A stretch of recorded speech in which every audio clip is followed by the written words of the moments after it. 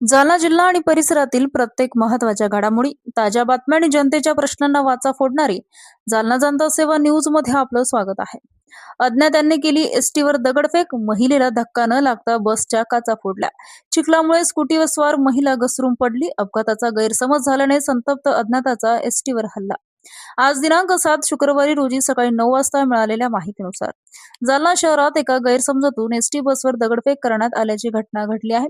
चिखलामुळे स्कूटीस्वार महिला घसरून पडल्याचा अपघात एसटी बसच्या धडकेमुळे झाल्याचा समज झाल्याने काही अज्ञातांनी बसवर दगडफेक करून काचा फोडल्या. मात्र महिलेला एसटीचा कोणताही धक्का लागला नसल्याचं वाहकांनी स्पष्ट केलं आहे. या प्रकरणी कदीम जालना पोलीस ठाण्यात अज्ञात व्यक्तीविरुद्ध तक्रार दाखल करण्यात आली आहे.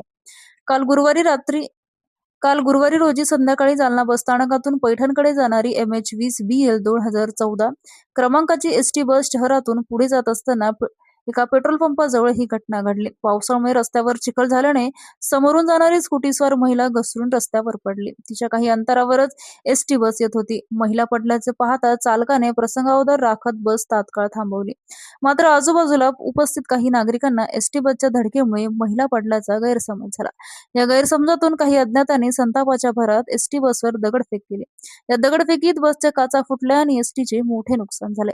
घटनेची माहिती मिळताच कदीम जालना पोलीस घटनास्थळी दाखल झाले. त्यानंतर एसटी बस पोलीस ठाण्यात आणण्यात आली असून अज्ञात व्यक्तीविरोधात गुन्हा दाखल करण्यात आला आहे. यावेळी बसचे वाहक वासुदेव वरगणे यांनी सांगितलं की महिला चिखलामुळे स्वतः घसरून पडली होती. एसटी बसचा तिला कोणताही धक्का लागलेला नव्हता. मात्र नागरिकांच्या गैरसमजातून काही अज्ञातांनी बसवर दगडफेक करून काचा फोडल्या. पोलीस या प्रकरणाचा अधिक तपास करत असून दगडफेक करणाऱ्या अज्ञाताचा शोध घेत आहेत. अशाच विश्वासार्ह बातम्यांसाठी आमच्या चॅनलला आता सबस्क्राईब करा. इंस्टाग्राम आणि फेसबुकवर फॉलो करायला